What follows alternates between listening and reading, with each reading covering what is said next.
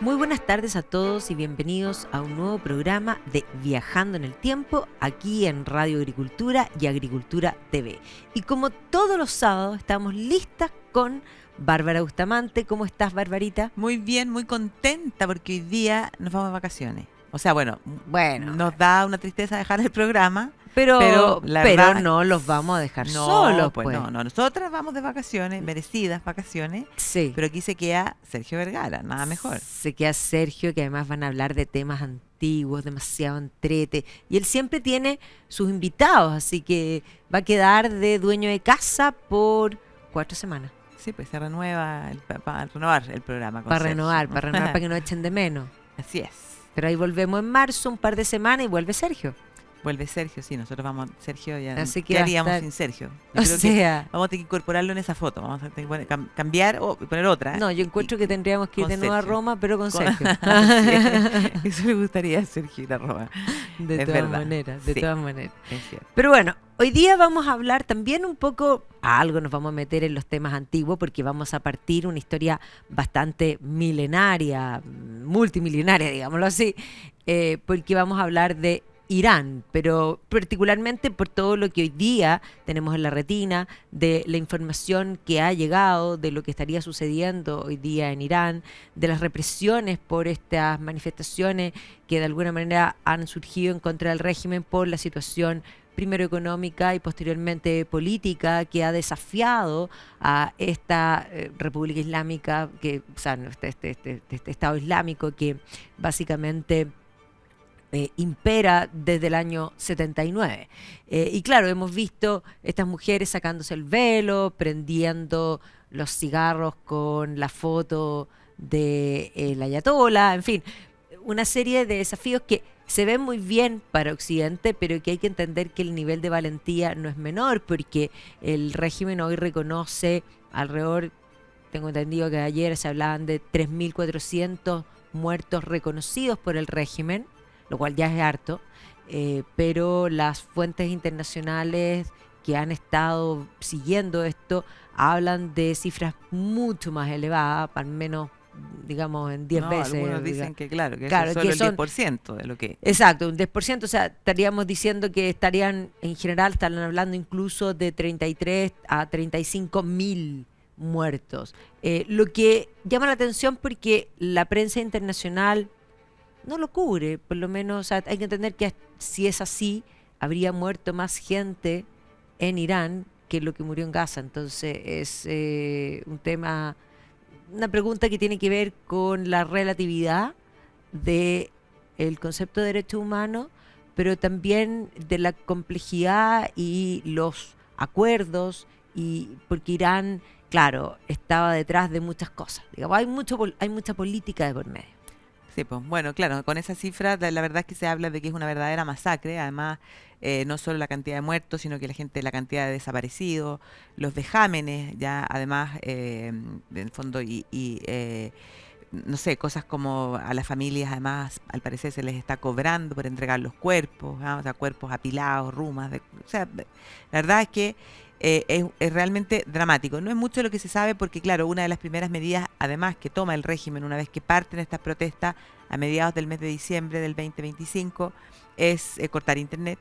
¿Ah? Y bueno, la información, los medios de comunicación en Irán están controlados, ¿ya?, por el régimen que lidera este líder, en el fondo, este Ayatollah Ali Khamenei, que es el líder supremo.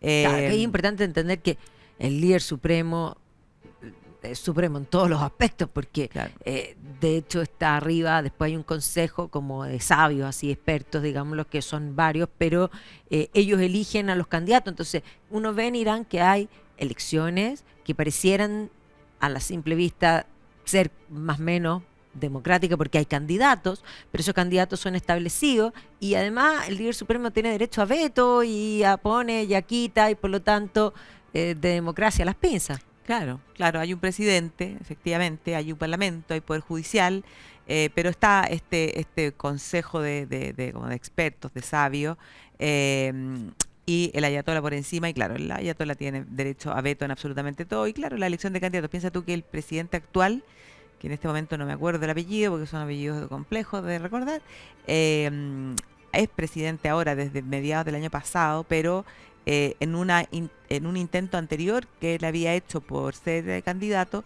lo habían vetado.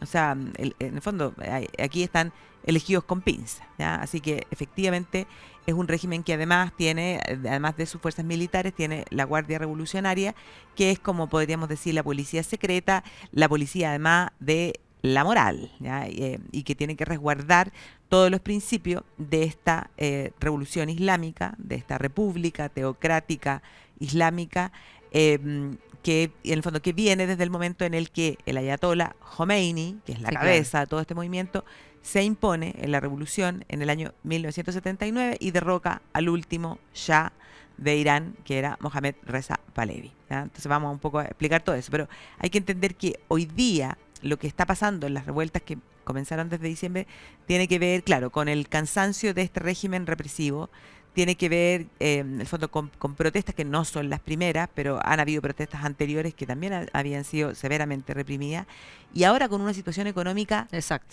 o sea, fatal, porque es un régimen, podríamos decir, que Fallido. está quebrado, claro. Tienen una inflación, o sea, que no se tolera.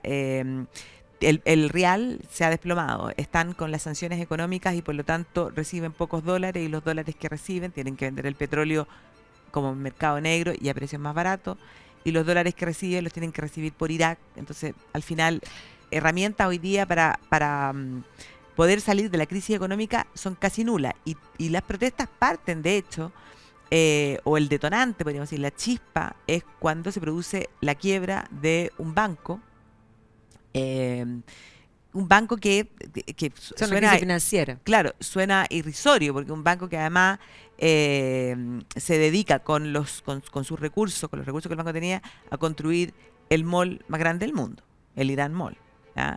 Y por lo tanto, que es un mall de un lujo, pero una cosa que es realmente impresionante en un país pobre, en un país que está empobrecido, en un Bueno, país donde además mm, no pueden llegar, porque por último tú te podrías imaginar ese tremendo mall y ahí te imaginas que tendría que estar Louis Vuitton, Dior, Hermès, ¿ah? los turistas. Claro, pero eso no pasa en Irán. Entonces, ¿cuál es el objeto de construir ese mall que ha significado mayor empobrecimiento de la población? Y otra cosa, hay que decir que, claro, es la crisis económica y particularmente la situación del iraní de a pie, digámoslo así, en relación a, bueno, un país que tiene los recursos, pero que el dinero se gasta, por una parte, en esto que tú estás planteando, en estas Corrupción, excentricidades, en claro. fin, pero también en el Claro, hecho porque de una carrera armamentista desatada, que viene desde antes, por supuesto, pero con esta intención de conseguir digamos, las armas nucleares, el enriquecimiento de uranio y todo ese tema, pero además de financiar a grupos todos los terroristas. grupos terroristas de Hezbollah, Hamas,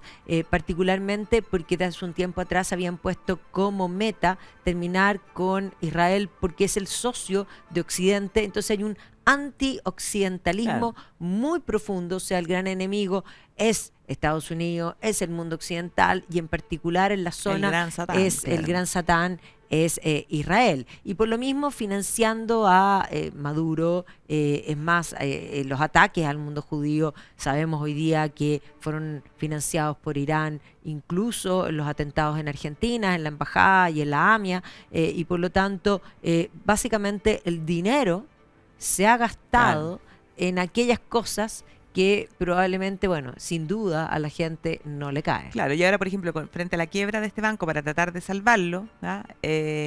Lo que hace el gobierno es imprimir plata, po. Entonces meterle más plata al Inflación. sistema, y eso genera mayor inflación. Otra de las cosas importantes que también habla de hacia dónde se van los recursos, es que tienen una crisis hídrica súper importante, o sea, Sí. falta agua. Y ahí queda en evidencia que Irán no, a pesar de ser un país que tiene de las mayores reservas de hidrocarburos en el mundo, los recursos no se van a donde tienen que ir ya a solucionar y a mejorar la vida de los iraníes, como por ejemplo ha ocurrido, no sé, en Arabia Saudita, el 60% del agua la obtienen a través de plantas desalinizadoras, ¿ya? En lugares que son desérticos, pero que tienen acceso al mar. O sea, Irán podría haber hecho algo similar y Sí, Irán pues tiene no lo ha salida hecho. tanto al mar Caspio como, o sea, Exactamente, claro. Y digamos, entonces además, hoy día, además, ¿ya? Para agravar más la situación, en esta ruptura entre la sociedad y el régimen, es un régimen que además ha quedado aislado, porque resulta que los aliados que tenía en la zona han desaparecido en el fondo, que era Bashar al-Assad en Siria, y por otro lado, claro, se ha dedicado a financiar a estos grupos terroristas, pero hoy día esos grupos terroristas además están sumamente disminuidos producto de lo que ha sido los enfrentamientos con Israel, las sanciones de Estados Unidos y el hecho de que hoy día, ya en estas últimas semanas, se ha ido abriendo la posibilidad de que ese conflicto en Gaza vaya tomando un camino hacia resolverse, ¿ya? Por lo tanto, todo lo que ha hecho Irán hoy día no fue capaz tampoco de defender su espacio aéreo y sí, de defender sus de los ataques de instalaciones Estados nucleares Unidos. del año pasado. Claro, entonces la verdad es que por donde uno lo mire, la cosa está No, y realmente además mal. súmale que el ayatollah está Tiene bastante 86 mayor años, sí, po. y por lo tanto, Y además, enfermo. claro, y enfermo, y no se ve un sucesor claro y distinto que tenga la fuerza como para cohesionar esto que se ve prácticamente resquebrajado y bastante tambaleante, digámoslo así. Claro. Pero la historia de Irán es una historia larguísima. Hay que entender que antes de hablar de Irán, que es algo muy nuevo, porque es del siglo XX, básicamente el establecer el país como Irán, además fue una decisión política específicamente del padre del último Shah, que habría decidido que no nos vamos a llamar más Persia, porque esto era Persia, ¿ya? Sino que nos vamos a llamar Irán, la tierra de los arios, porque efectivamente los persas no son árabes, eso es lo primero que hay que comprender, porque este es un mundo que es distinto, son persas y los persas son de los grupos indoeuropeos que se instalaron en esta zona y efectivamente el término Irán estaba desde el comienzo.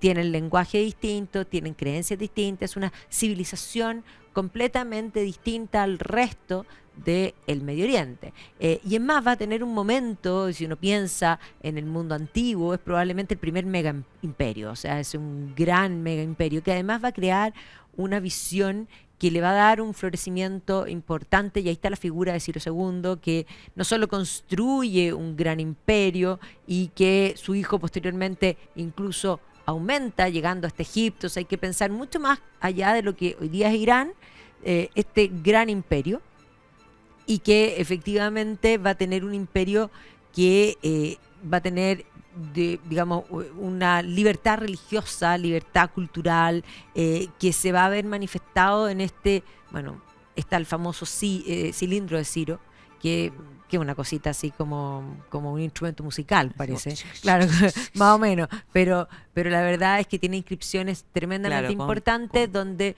es primero como un currículum vitae. O sea, él se consideraba el señor del mundo. O sea, este era el mundo. El mundo y básicamente sus cuatro esquinas, básicamente, como concepto. Rey de reyes. Rey de reyes. Shahanshah. Shahanshah, exactamente.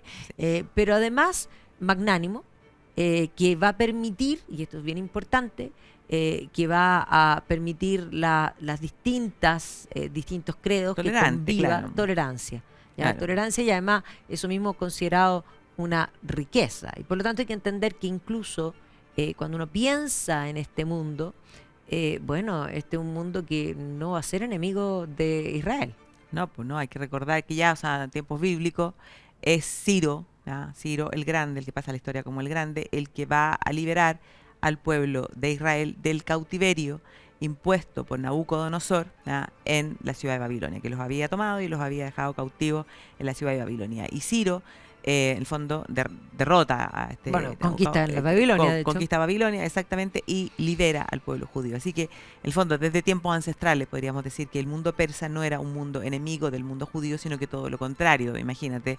O sea, Ciro es el liberador, Ciro es esta figura magnánima, ¿ya? Por lo tanto, desde el origen, En el fondo no va a haber ningún tipo de enemistad, sino que todo lo contrario. No, y de hecho, por ejemplo, cuando uno piensa en la figura, es una figura que va a ser incluso retratada, pintada, mucho tiempo después por el propio Rembrandt. O sea, una cosa que, o sea, claro, una figura que permanece, claro, en la mente de Occidente en forma... O sea, además, el cilindro está en el Museo Británico. Sí. Y entonces, bueno, Ciro es la primera figura importante dentro de la historia de este mundo persa, que como decía, va a ser el gran mega imperio de la dinastía de los Aqueménidas. Y dentro de esa misma dinastía, después de su hijo Cambises, bueno, va a aparecer la figura de otro grande que es Darío. Y Darío es el que va a organizar el imperio. Hay que pensar que el imperio ocupa más o menos todo el Medio Oriente, pero que llega incluso al borde de lo que era el mundo griego. No, incluso para otro lado, hacia la India. Bueno, hacia la India, claro. Entonces, es un imperio gigantesco. Y entonces Darío es el que organiza el imperio. Nuevamente Darío hace alusión a esta idea de que él es el rey de reyes, el rey de los 4 lados del mundo, en el fondo. Y es en ese momento donde se comienza podríamos decir, como asentar como credo religioso en el mundo persa lo que es el zoroastrismo, que es la creencia, en el fondo, en el Aura Mazda, que es ya una especie de monoteísmo. Exactamente. Entonces hay muchas cosas. Y además este concepto del bien y el mal, y básicamente la libertad. Exactamente. Entonces muchos de los conceptos de los que luego se basa la propia cultura occidental están en el mundo persa. Entonces, yo el otro día escuchaba a un historiador un historiador español, que decía, la cosa más rara que le ha pasado a la historia de Persia, ¿ya?, es llevar 47 años de un régimen teocrático islámico, ¿ya? O sea, si uno piensa en el largo periodo. Plazo, sí. Entonces, bueno, estos persas van a ser los mismos que en tiempos de Darío III van a comenzar a enfrentarse a los griegos. Los griegos hablan de las guerras médicas. Porque antes de llamarse persa se denominaban medos. Claro, estaba habitado por los medos. Pero en realidad uno tendría que hablar de guerras greco-persas, más bien.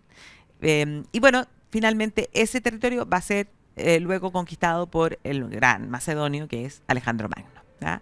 Y a lo largo de la historia van a ir sucediéndose, después de la muerte de Alejandro, van a ir sucediéndose distintos imperios, en el fondo. Algunos de dinastías propias iraní y otras de dinastías extranjeras. Pero lo importante es que permanece un imperio. El concepto de imperio, claro. Y uno de los imperios importantes va a ser el imperio de los safávidas, que... porque hay que comprender que en este contexto de este mundo va a aparecer el Islam. Sí. Y el Islam comienza a expandirse en este mundo árabe.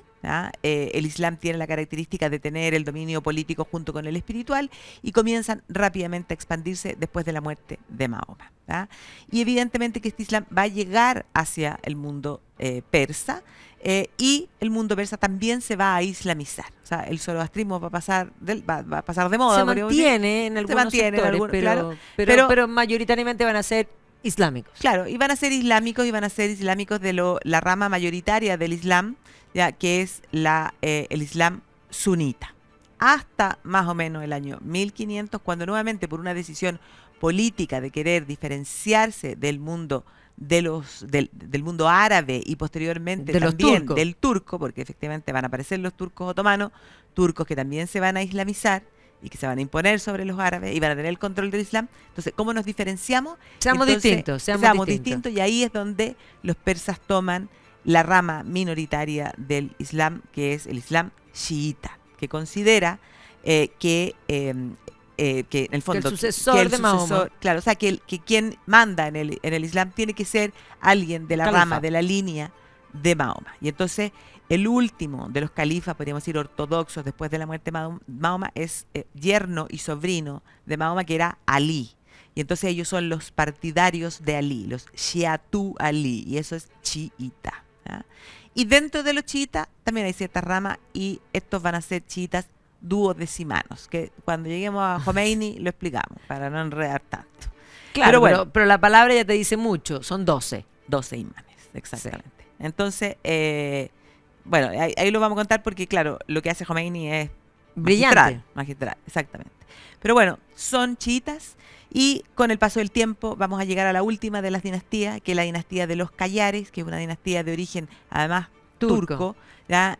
Y ahí comienzan a aparecerle ya los grandes vecinos, las Claro, grandes aquí es importante imperios. entender que los Callares van a estar desde el siglo XVII y todo, digamos, hasta 1925.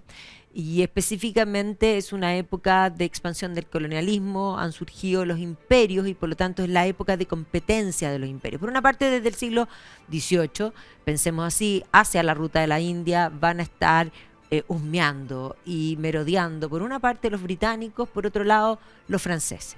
Y hay que entender que eso que van a entrar a la India para buscar comercio, Francia finalmente va a quedar fuera porque va a tener un proceso interior que lo va a destinar básicamente a tomar otro camino, que va a ser la Revolución Francesa, Napoleón y todo ese tema. Pero los ingleses van a dejar la ruta tranquila y se van a terminar apoderando digamos, del comercio de varios sectores de la India, porque cuando uno piensa en la India es grande, por lo tanto son ciertos sectores que finalmente van a terminar en manos de la Compañía de las Indias Orientales Británicas. Y por lo tanto el comercio y el paso hacia la India para ellos va a ser tremendamente importante y uno podría decir durante el siglo XIX se explica la obsesión de los ingleses, por ejemplo, con la construcción de los franceses del Canal de Suez y apoderarse del Canal de Suez para y obviamente todo lo que tenga en el fondo este camino y por lo tanto el mundo persa va a estar dentro de sus intereses y por lo tanto los británicos van a estar husmeando. Por otro lado, hay que entender que lo que era Rusia se va a extender en lo que va a ser el Imperio Ruso y de ahí tenemos que hablar desde Catalina la Grande en adelante, con, bueno, Pedro, pero en realidad Catalina, que va a conquistar, claro, hacia el sur, Crimea y soñando zonas del Cáucaso, básicamente llegar al Mar Negro. Y va a estar toda una política de parte del Imperio Ruso de este paneslavismo que buscaba una salida al mar, sí, básicamente eso es. Son influencias políticas, es la época de la Realpolitik, es una época que además el mundo ruso se va a ver enfrentado con el mundo occidental en la guerra de Crimea, donde se van a probar fuerzas, en fin, y el Imperio Ruso va a mostrar ciertas debilidades, lo que va a permitir hacer estos gallitos. Y podríamos decir, bueno, lo que es hoy día Irán, Persia, se convierte en un poco el jamón del sándwich en el sentido de que los rusos piden cosas, van a haber guerras perso-rusas y donde van a perder en ciertas oportunidades. Por otro lado, los ingleses, que son comerciantes, van a buscar en el fondo la explotación de recursos y efectivamente estos gobernantes le van a entregar ciertas concesiones, no muchos años, porque algunas eran por 50 años, otras eran por 60 años, si uno lo mira hoy día pensando que la entrega de Hong Kong, por ejemplo, sonaba a 100 años. Toda la vida, y fue así. Ya, bueno, pero efectivamente le van a entregar primero el tabaco, porque ellos buscaban la explotación, la comercialización de cosas que pudieran vender, son comerciantes. Eso va a provocar que no les van a entregar tabaco a los bazares, a la gente que era fumadora, y por lo tanto esto va a traer primeros conflictos sociales con respecto, y de hecho va a tomarse una determinación de parte de los persas de, bueno, si nosotros no lo podemos vender, nadie más va a fumar. Y de hecho eso les va a complicar la situación. Entonces hay un primer movimiento por el tabaco, pero posteriormente se va a descubrir petróleo en la zona y se le va a entregar este petróleo a un británico que es Knox Darcy, y que se lo entrega por 60 años. Y ahí se va a crear en el fondo esta British Persian Oil Company, que posteriormente va a pasar a llamarse en el fondo British Iranian, Anglo-Persian Oil, sí, después Anglo-Iranian Oil, y después va a pasar a ser British Petroleum. Pero vamos a comerciales y te sigo contando. Perfecto.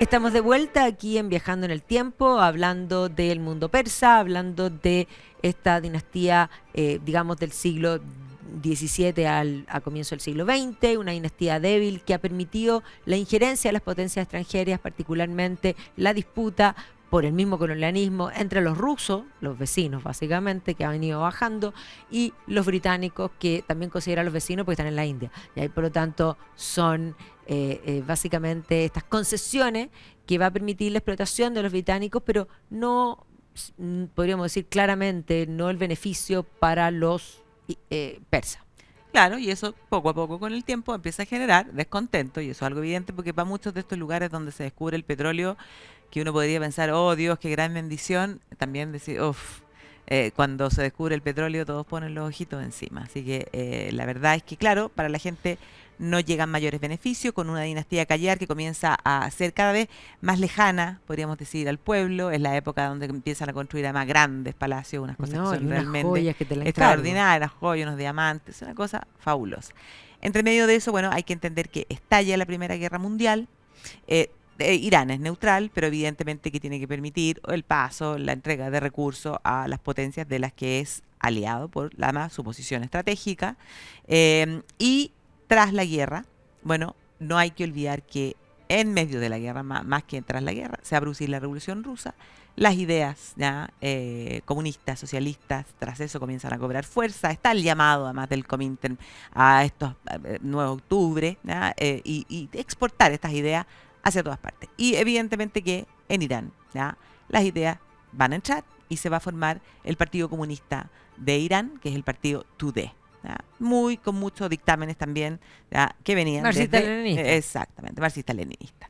Y estos marxistas-leninistas con el tiempo van a comenzar a acercarse, van a tener, podríamos decir, un discurso parecido a lo que va a empezar a pasar con el clero chiita, ¿ya? Entonces, los dos grupos van a empezar a servirse mutuamente, lo que para los comunistas finalmente va a ser una muy mala decisión, pero se empieza a dar esa unión. Con esta dinastía, como te digo, cada vez más deteriorada, hasta que llegamos al año 1925, esta era una monarquía parlamentaria, y entonces aparece la figura de Mirza Reza Pahlavi, que era un hombre de bajos, que de hecho, o sea, era inicialmente analfabeto, claro, pero era un hombre fuerte que había hecho su carrera militar, claro, que era conocido como rudo. Sí, había ido ascendiendo, bueno, se convierte en primer ministro, y entonces también ya los británicos, aburridos de estos callares que la verdad no eran grandes gobernantes, bueno, van a decidir apoyar a este Mirza Reza Pahlavi para que dé un golpe de estado y se tome el poder. Y entonces este Mirza Reza Pahlavi, que era un general de ahí nomás,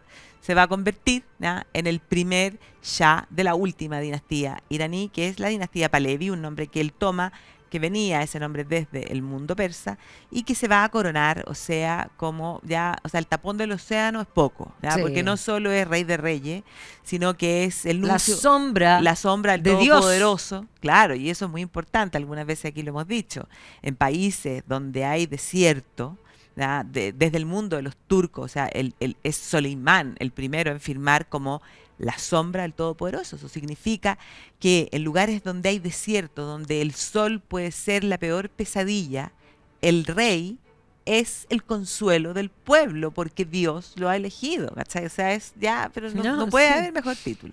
Bueno, este hombre se corona y se inaugura esta dinastía Pahlavi, ¿ya? Y este es, claro, un hombre fiero, un hombre con decisión y nacionalista, pero que, claro, va a querer quitar ciertas concesiones, pero se va a manejar bien con las potencias extranjeras, va a iniciar un proceso de industrialización y de occidentalización, ¿ya?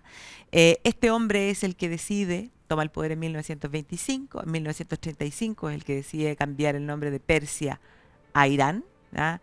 Este es el hombre, además, que va a seguir las tendencias de Mustafa Kemal Atatürk, ¿ya?, el padre de la Turquía moderna, ¿ya?, esa como modernización occidentalizadora.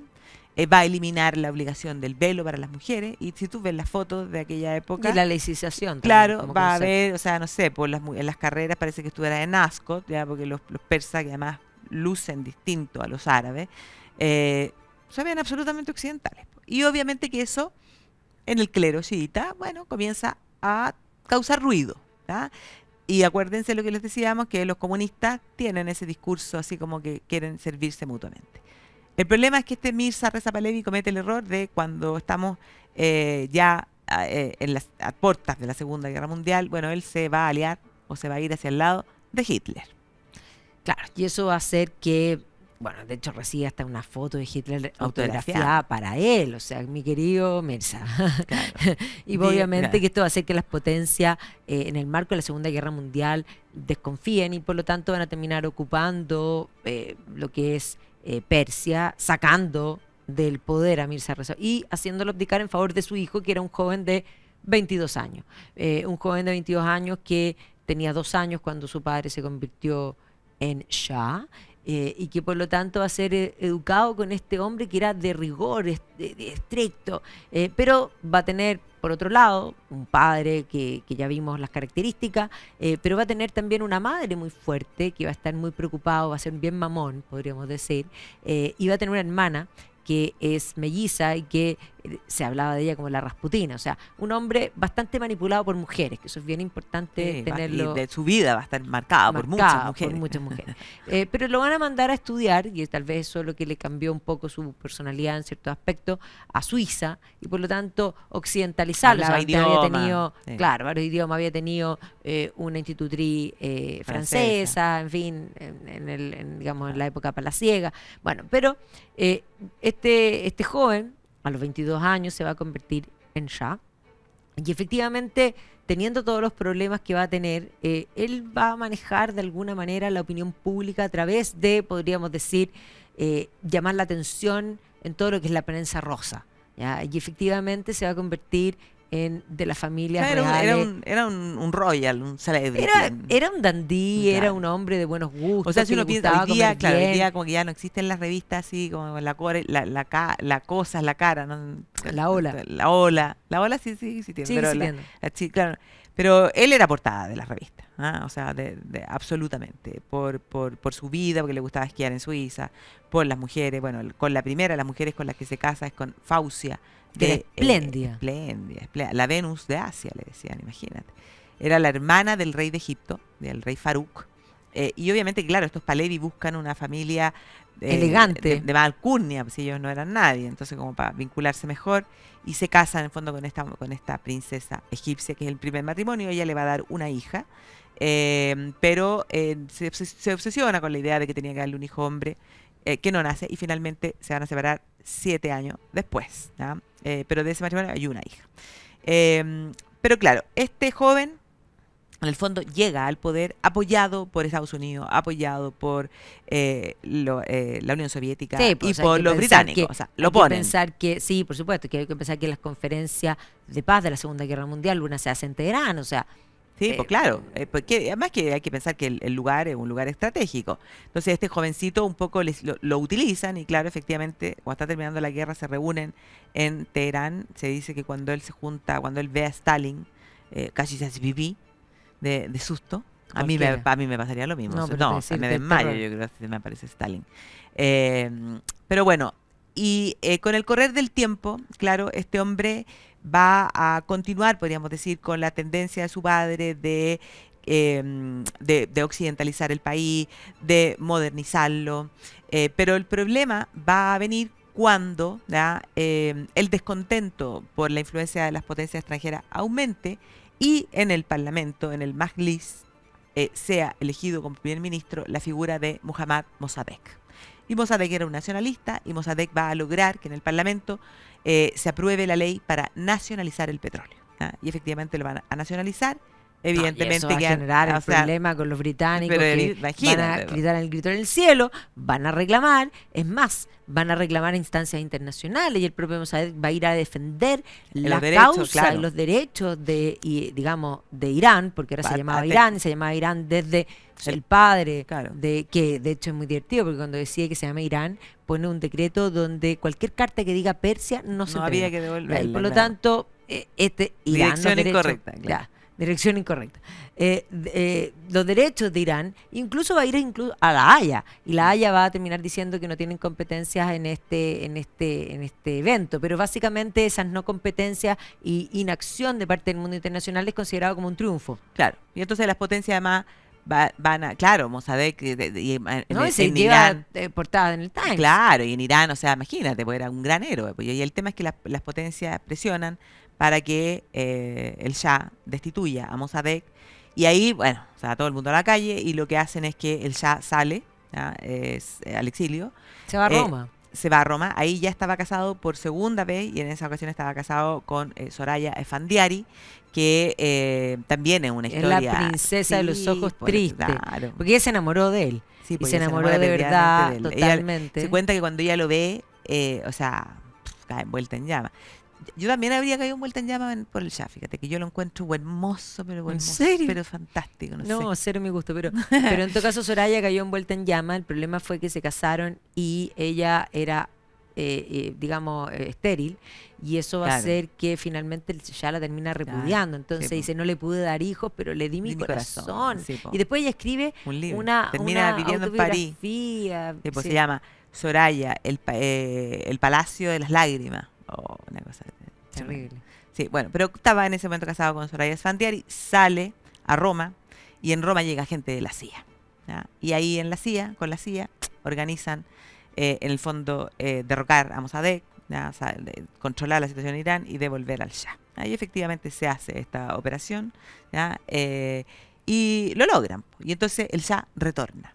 Segunda vez que el Shah, apoyado por las O potencias sea, extranjeras, doblemente apoyado por Estados bueno, Unidos. exactamente, vuelve. Y ahí, efectivamente, ya la potencia dominante va a ser Estados Unidos.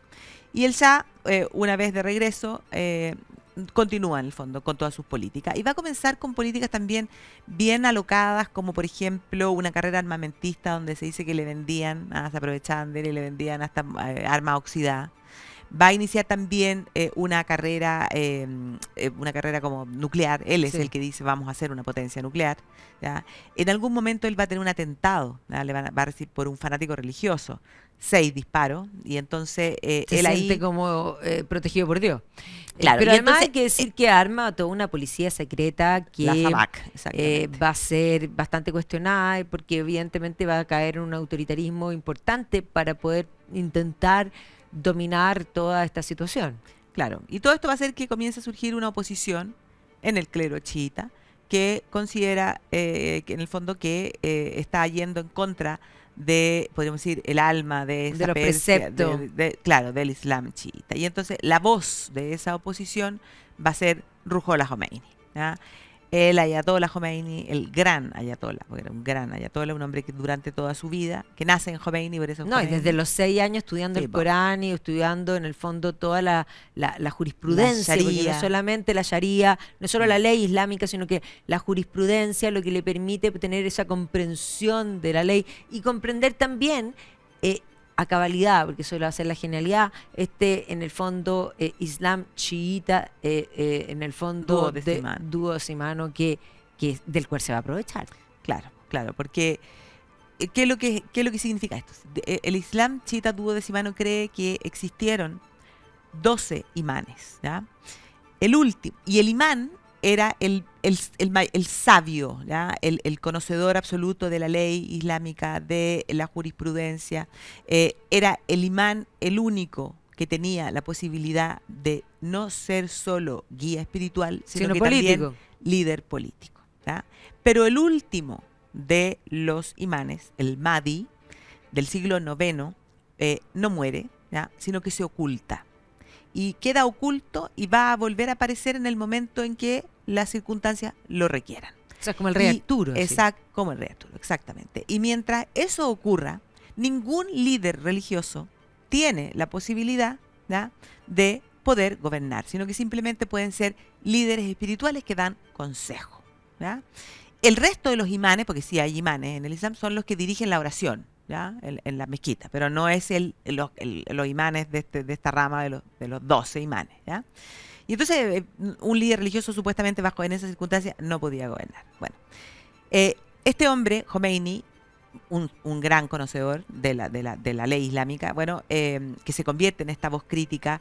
Este hombre va a ser mandado al exilio, va a estar varios años en Irak, finalmente a terminar en Francia, bueno, y en todo este tiempo él va a idear qué es lo que va a ser esta revolución islámica. Y él ahí hace su teoría, ¿ya? Después podemos buscar el nombre para decirlo, en el fondo, en farsi, que en el fondo es una especie como de representante, de especie de permiso, ¿ya? Que no siendo imán, pero sí siendo gran ayatollah, tiene, ya, debido a todo el gran conocimiento que él tiene, ya, tiene esta especie como de autorización, ya, para poder gobernar. O sea, Bueno, de mientras el imán esté oculto, el gran ayatolá tiene el permiso, la el excepción. permiso. Ya, pero ahí está el problema, porque cuando muere el ayatolá, el siguiente ayatolá no es gran No, pues, ayatolá, por y eso por lo tanto habían no alguna- tendría el permiso habían y algunas sería voces- un gobierno espurio. Claro, algunas voces críticas a que él fuera el líder supremo, lo que pasa es que no había otro y ahora tampoco. Entonces, Menos, po. claro, puede haber problemas. Pero bueno, el tema es que manda a Khomeini al exilio y Y sigue trabajando en todas las Exactamente. reformas. y Pero además, se va a casar por tercera vez. Po. claro, pero además, claro, se va a casar por tercera vez con Faradiva, con un matrimonio espléndido. Ya el matrimonio con Soraya había sido una cosa impresionante. El vestido de Soraya es una cosa increíble. Y él, Faradiva, no queda atrás porque va a tener, ella va a ser bastante clever, se va a La convertir en la sonrisa del Shah. sonrisa del Shah, exactamente. Y le va a dar el hijo heredero que tanto quería, y después 2 niñitas y otro niñito más, o sea, 4 hijos. Y obviamente que el Shah va a comenzar con todas estas reformas modernizadoras para poder mejorar la situación económica, porque él siempre pensó en coronarse emperador o sea, rey de reyes, el título persa, y de hecho va a empezar a hacer guiños al mundo persa, que ya venían del padre. El padre ya hace un poco esos, de hecho el Pahlavi venía un poco de ahí. Y efectivamente él no quería coronarse emperador de emperadores en un país País empobrecido, empobrecido, claro. y por lo tanto una vez que comienza una serie de reformas y que el país comienza a mostrar brotes verdes, donde surge una cierta clase media, ciertamente una clase alta importantísima que manejaba toda la economía, y una amplia clase, podríamos decir, proletaria o más bien agraria, bastante desposeída. Pero él considera, bueno, que el país ya estaba listo y decide coronarse. Se corona 1967, fue una cosa fastuosa, días de celebraciones, los trajes, la corona, Pahlavi va a ocupar Un diamante que venía de los Callares. de los Callares. El cinturón. No, el del cinturón Shah, tiene una esmeralda. esmeralda, mira, de este calado. Ahora yo creo que puesto aquí duro debe ser salvaje. complicado hasta para sentarse. No, La, salvaje. la espada del Shah. O sea, Sí. todo con, o sea, lo mínimo, lo más No, y rasca, además lo rubí. hace a la usanza porque él se autocorona Sí. y después corona A Faradiva. a Faradiva, o sea, como si fuera Napoleón y Josefina, o sea, una cosa Sí. que evidentemente usa toda este fatuo y esta parafernalia para plantearse como, podríamos decir, la sombra de Todopoderoso, definitivamente. Pero esto va a hacer que mucha gente lo comience a criticar, Sí. sobre todo entendiendo que además hay grupos de extrema izquierda que están actuando y esos evidentemente van a generar reclamos. También por otro lado vimos que si bien en un momento se nacionalizó, después de que él se deshace de todo eso, volvieron las concesiones a los británicos, que ya pasó a ser British Petroleum, así de simple, y obviamente que iban a venir todos los reclamos de parte de los movimientos obreros impregnados por el TUDE de alguna manera de generar estos movimientos sindicales muy propios de Claro. Occidente, generando la misma cosa. Entonces, por otro lado, las leyes que va a permitir no solo el no uso del velo, sino que también que vayan las mujeres a la universidad, o sea, una revolución que va a Le va a cambiar quitar tierra la sociedad, al que clero, le va a- chiita. por supuesto. Mm. Ya va a Sí. ser una reforma agraria quitando el clero o Tierra sea, al clero. tierras al clero chiita, y eso le va a ganar una animadversión de parte del clero, que es precisamente, van a ser sus peores adversarios. Claro, así es. Y entonces, bueno, va a llegar un momento, empieza la oposición y el Shah se pone cada vez más autoritario, podríamos decir, se enferma de cáncer además, y entonces va a llegar un momento en que él va a decir, había intentado hacer una revolución blanca, había intentado cosas, pero llega un momento en el que dice, se acabó, va a eliminar los partidos políticos y en el fondo va a ser un régimen de partido único, cuando él había dicho que los únicos regímenes con partidos únicos eran los fascistas y los comunistas, que en eso no se equivocaba. Pero, No, claro. claro. Pero las cosas se van a complicar. Vamos a ir a comerciales y volvemos.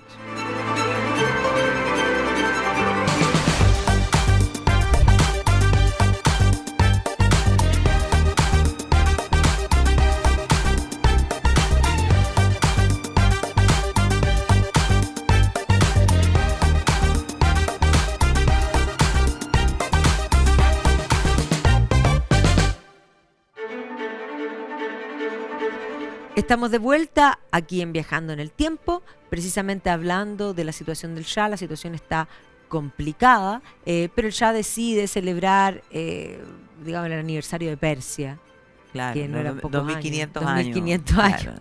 Y para eso va a decidir hacer, o sea, una semana de celebraciones. Y las celebraciones las hace en Pasargada, donde estaba la tumba de Ciro el Grande. Bueno, un dato que no hemos dicho. El nombre que Mohammad Reza Pahlavi y Farah Diva deciden para su hijo mayor, el heredero, es Reza Ciro. Reza Ciro Pahlavi. ¿No? Ciro, se imagina, tremendo nombre. Bueno, van a hacer las celebraciones en la tumba de Ciro en Pasargada y para eso, bueno, va a construir una ciudad. ¿Ya? Va a hacer carpas para los invitados. Los invitados eran así como el príncipe de Mónaco, o sea, realeza, todo tipo de una cosa, pero ya la creme de aquel momento. Y entonces hacen unas carpas que son como verdaderas casas, casitas, mansiones para acá, los invitados. Pone, o sea, va a tener que plantar pasto, poner plantas, o sea, es una cosa, los millones se y gasta millones. de millones Trae de dólares. a los chefs de París, Sí. ¿cachai? O sea, es una cosa, ya, los trajes, ya. Y entonces, obviamente que eso, de nuevo, ya, hace que esa ruptura con el pueblo sea cada vez más evidente y la cosa se empieza a complicar y se complica y ya cuando llegamos al año 78 la cosa, porque hasta ese momento él había tenido el apoyo de Estados Unidos, él era una especie de gendarme en el Golfo, en los momentos en los que tenía el precio del petróleo en las nubes, evidentemente que él era el gran personaje dentro de la OPEP, para Estados Unidos Y era... si uno mira Claro. el año 77 hay un discurso del propio Jimmy Carter, que es lo más salamero, pero que te puedes imaginar. O sea, casi le faltó decir "En la luz de mis ojos". La luz de Una mis cosa ojos, mi querido ya, claro, exactamente, sí, po. Sí. impactante. No tenía tendencias nacionalizadoras, No. todo bien, po, pero el problema es que al interior empieza el descontento, las protestas y la gota que va a encender, o la chispa más bien, que hace encender toda la cuestión va a que ser, era muy planificada. claro, es un escrito que aparece donde se habla mal de Ruhollah Khomeini en Irak todavía. Y ahí empiezan las protestas. Y obviamente que la policía secreta del Shah va o sea, a aplastar toda esa revuelta, muere gente, evidentemente. Y ahí comienza una ola, ¿ya? Sí, Una hay un espiral. atentado en un cine Atentado donde en un muere un cine, montón de gente claro. y culpan a la policía secreta del Shah, que hoy día se sabe No. que no fueron ellos, No. sino que fueron Y los todo esto fundamentalistas. movilizado por los comunistas en esta alianza, en el fondo, con el credo De chiita generar y desorden. de generar desorden.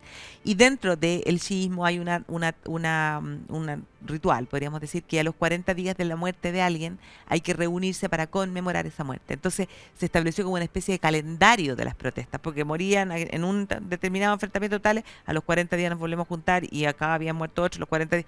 Entonces, era una cosa de todos los días. Y poco a poco, en esta revuelta, comenzaron a aparecer los Shador, y comienza en el fondo a aparecer las fotografías de Khomeini.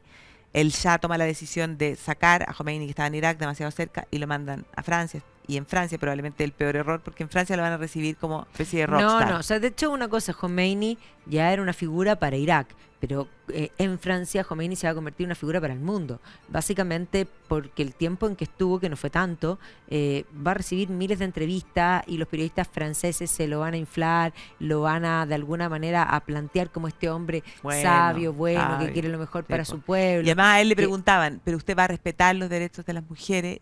Oh, pero evidente. Y usted va a, ¿cómo se llama? Esta alianza con las ideas fantástico, todo, y después... Después va a decir que son errores de traducción, Claro. porque además lo que él hacía era daban las entrevistas para el mundo con este viejito fantástico, bueno, Sí, este buen hombre, y grababa hombre el santo, y cassette. grababa unos cassettes, claro, en la época de cassette, que los mandaba probablemente. Yo creo que hoy día mucha gente, la gente más joven cuando uno dice cassette, No tiene probablemente idea. ni El siquiera cassette se era una cosa imagina. para grabar, que de hecho, como cuando, que era complejo porque no tenía cómo parar, entonces uno podía incluso Ocupaba un lápiz Bic. mover, porque en el fondo había una cinta y una cinta que pasa para el otro lado. Pero esto lo explico para los que no tuvieron cassette, ya que no están entendiendo nada. Pero que había un lápiz Bic. Entonces uno podía hacer así, pasar la cinta de un lado para otro. claro, para Sí, adelantar. sí. No, es una cosa. Bueno, grababa y los cassettes iban con los discursos ahí para enardecer a la gente en Irán. Y bueno, la cosa llega a tal punto que ya el propio Estados Unidos se da cuenta de que él ya estaba enfermo de cáncer, además. que ya la cosa no era sostenible y entonces decide pedirle garantías al ayatolá de que No, y el iba ayatolá le promete que iba a ser un el oro y el anticomunista. moro, claro, un anticomunista. No, y lo que le obviamente. importaba en el contexto de la Guerra Fría es, bueno, me van a sacar el tapón, que es el Shah, y ¿qué va a pasar? No, yo voy a hacer un tapón. Básicamente un cinturón Y era verde. cierto, sí, además es un hombre que, a ver, si una cosa hay que, todo en contra del ayatolá Khomeini, pero era un hombre religioso, y el comunismo es ateo, tú comprenderás que eran O son sea, dos es cosas. una religión laica, y por lo tanto religión y religión dos no caben. No, claro, o sea, son ¿ya? Y entonces, obviamente que a los primeros contra los que se fue en contra el ayatolá cuando logra imponerse, va a ser contra los comunistas. ¿me Sin entiendes? duda. O sea, Pero todo esto el bueno, Shah va a salir, sí, sale al exilio, se lleva un una saquito bolsita. con tierra, sabiendo que no va a volver nunca más. Trata de irse a Estados Unidos primero, y de hecho se va primero a Estados Unidos, y cuando el ayatolá llega, en el fondo sale el Shah, llega el ayatolá llega, incluso un periodista le pregunta qué siente, y él dice que no siente nada. ¿Ya? Y posteriormente se impone, como dices tú bien, va a actuar en contra de todos los comunistas y por lo tanto los usó para la revuelta y después básicamente los eliminó. Rápidamente va a venir toda, digamos, ese mismo año, debido a que el Shah está en Estados Unidos, va a venir la toma de la Embajada de Estados Unidos, que la toma de los rehenes, que son 444 días, más de 60 personas, que va a ser un tema no menor y que incluso ahí van a aparecer algunas figuras de la política posterior. Exactamente, sí, pues, Ahmadinejad. Ahmadinejad, y Ahmadinejad en algún minuto después de que termina toda esta crisis, hay que pensar que se produce la guerra entre Irak e Irán, ya, o sea, que va a durar 8 años, pero claro, la figura de Ahmadinejad es importante porque un poco nos explica los conflictos actuales con Estados Unidos, porque él es el que dice hay que eliminar a Israel, o sea, sacar a Israel de la faz de la tierra, y él es el que inicia el proceso del enriquecimiento de uranio para tener una bomba atómica, y ahí empiezan las sanciones económicas. Y la relación ha ido así, o sea, ha habido momentos en los que, no sé, pues Barack Obama con Rouhani en el momento van a llegar a un acuerdo, y Barack Obama dice, hemos asegurado que Irán nunca va a tener la bomba atómica. Después van a descubrir que siguen en la misma. Y por lo tanto llega Trump y las dice, se sanciones, acabó el acuerdo con Irán. exactamente, las sanciones económicas. Y además hay que entender que Irán va a pasar a ser considerado eje del mal en la época Bush, porque después de los atentados, evidentemente, se va a ver que Irán ha estado financiando digamos, todos los movimientos terroristas. Exactamente, todos los movimientos terroristas, y que en el fondo es el responsable de prepararlos, de financiarlos y de armarlos. O sea, así que, claro, se convierte en ese enemigo y empieza este conflicto que, claro, en el último tiempo se va a ir haciendo cada vez más evidente el enfrentamiento con Irán, ¿cómo se llama? El financiamiento de los grupos terroristas en el Medio Oriente, las sanciones económicas que van a ir perjudicando la situación económica de Irán, un poco lo que hablábamos al comienzo, claro, y como decíamos, pues con este ayatolá que está viejo, tiene 86 años, que no tiene un heredero, y claro, el año pasado va a ser ese punto de inflexión, podríamos decir, porque yo creo que todo el mundo se sorprendió ese día en el que nos despertamos y nos dimos cuenta que Estados Unidos habían estado Irán e Israel atacándose mutuamente, y de repente estos aviones de Estados Unidos que fabricados en la NASA, que no son detectados hasta que abren la compuerta y tiran las bombas, o sea, una cosa de la guerra de las galaxias. Una cosa impresionante. Y bueno, y hoy día estamos en esta escalada, que efectivamente la caída de Maduro hace pensar para muchos, y en el contexto de la debilidad del régimen se dice que el propio ayatolá está escondido en un búnker y que claro, prácticamente las esperanzas de muchos podría ser que en algún momento, porque con Trump la verdad no se sabe, o sea, Trump puede pasar cualquier cosa, que en algún momento haga lo mismo que hizo en Venezuela, saque al ayatolá y ponga a alguien que sea un poco más colaboracionista con Estados Unidos. Vamos a ver qué es lo que pasa con Delcy Rodríguez. Lo que sí está claro es que hoy día estamos a la expectativa con un Donald Trump que la verdad dice también que va a quedarse con Groenlandia, bueno, y todo eso porque sabe que Putin ha ido avanzando en la medida que se ha producido Putin los se deshielo. ha tomado casi todo Claro, y por otro lado Ártico. también sabe que su gran enemigo es China, y que China ha aprovechado durante todo este tiempo de comprar el petróleo más barato a los venezolanos, de comprarle el petróleo más barato a los iraníes. Eso ya se quedó sin petróleo Venezuela, ahora y si interviene en Irán se queda sin petróleo porque barato todo este en año Irán. ahí ha estado haciendo un negocio los chinos, comprando petróleo supuesto, barato, claro. Por supuesto. Entonces, vamos a ver qué pasa, la cosa está, a mí me parece, o sea, por el bien de los iraníes, al parecer la cosa se ha calmado, pero claro, el quiebre ya está, y no seguramente que en algún momento van a volver a florecer las protestas, va a seguir la masacre, así que no sé, por el bien Vamos de a los ver si el iraníes. mundo, Exactamente. si el Te mundo quería- rasga vestiduras. Vamos a ver, te quería decir el nombre, es Velayat Faqih, que Ese es significa el- la tutela de un jurista islámico. O sea, para que efectivamente se pueda garantizar la existencia de un Estado islámico justo, como el imán está oculto, bueno, el gran ayatollah tiene, podríamos decir, esa Ese tutela, permiso. ese permiso. ¿Ya? Bueno, ¿qué Habiloso, quieren que les pues. diga? Gracias, Barbarita. Gracias a ti. Gracias a ustedes por acompañarlos. Solo recordarles que tenemos viajes de por medio. Se viene el de Escandinavia, que es el que tiene plazas. El resto ya está, digamos, Sicilia ya está lleno. Así que, pero si les interesa, agosto vamos a Escandinavia, que ya hablaremos, porque además ahí hay muchos temas que también tienen que ver con las cosas que están pasando hoy día. Dinamarca, la posesión de Groenlandia y toda la situación geopolítica que está bastante tensionada en el mundo escandinavo y Probablemente- ártico por la presencia de Sí, pues. Putin. Estamos en la zona. pensando que a lo mejor vamos a hacer alguna cosa por Zoom a finales de febrero para analizar estos temas de la actualidad. Así que Candente. estén pendientes si les interesa. Nos pueden ver, no Exacto. personalmente, pero por Zoom. Por Zoom. Así que muchas gracias, que estén todos muy bien. Gracias, Barbarita. Gracias a ti. Nos vemos. Nos vemos. Nos vemos a la vuelta. Se quedan con Sergio.